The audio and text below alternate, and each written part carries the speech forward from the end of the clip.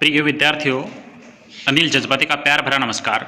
आज हम भय पाठ से जो प्रमुख वस्तुनिष्ठ जो प्रश्न हैं, जो फर्स्ट ग्रेड, सेकंड ग्रेड व अन्य एग्जाम में पूछे जाते हैं, उनके बारे में जानेंगे।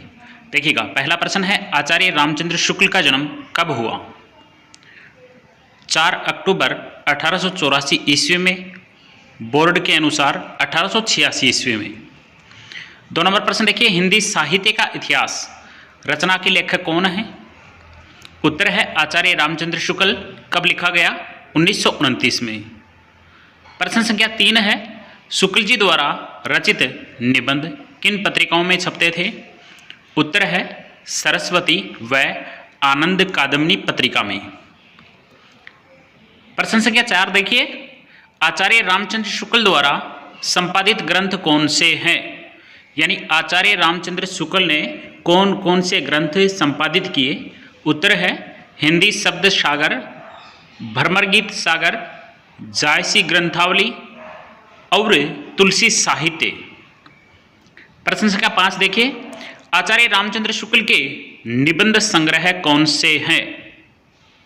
आचार्य रामचंद्र शुक्ल हैं, उनके जो प्रमुख निबंध संग्रह हैं वो बताइए। उत्तर है चिंतामणि भाग प्रथम व चिंतामणि भाग द्वितीय।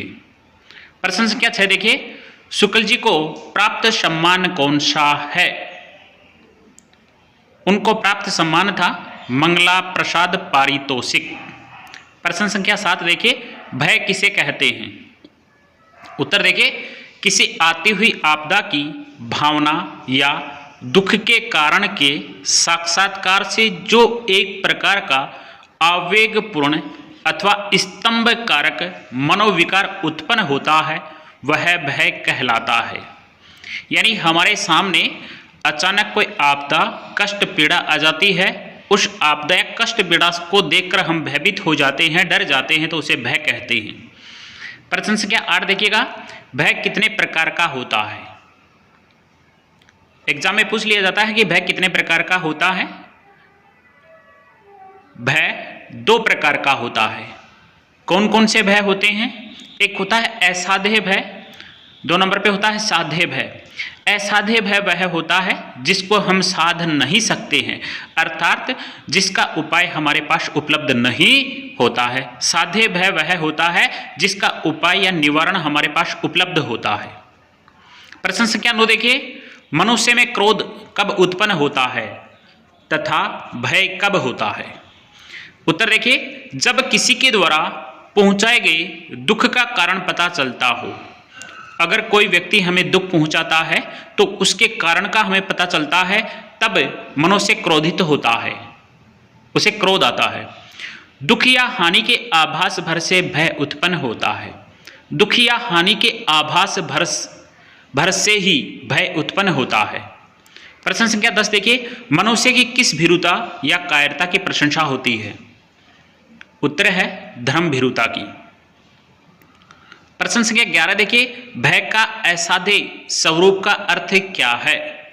देखिएगा, जो मैं पहले भी बता चुका हूं, जब किसी विषय का प्रयत्न के द्वारा निवारण संभव न हो, यानी असाध्य भय वह होता है जिसका निवारण हमारे पास उपलब्ध न हो।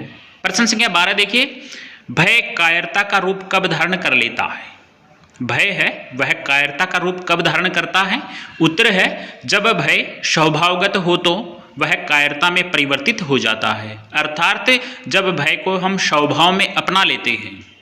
प्रश्न संख्या 13 देखिए, आचार्य रामचंद्र शुक्ल के अनुसार आशंका क्या है?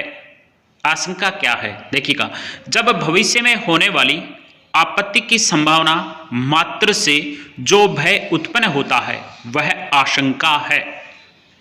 प्रश्न संख्या 14 देखिए, सर्वाधिक अधिक भय कैसे मनुष्य में होता है?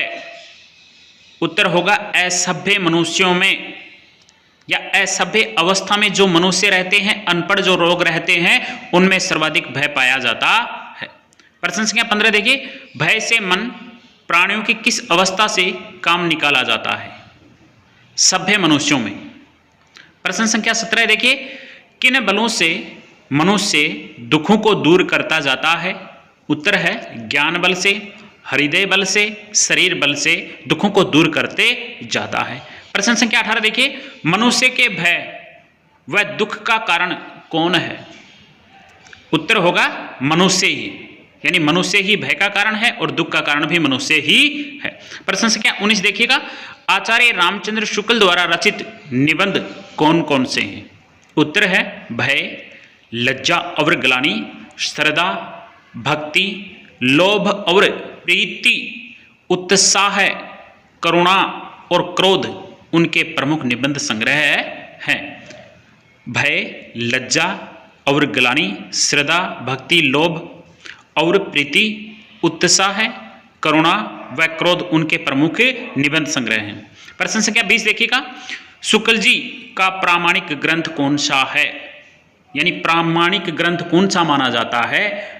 उत्तर है हिंदी साहित्य का इतिहास, जो कब लिखा गया था? 1929 में लिखा गया था।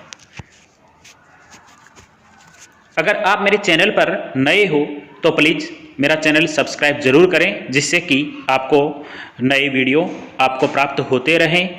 बहुत बहुत धन्यवाद।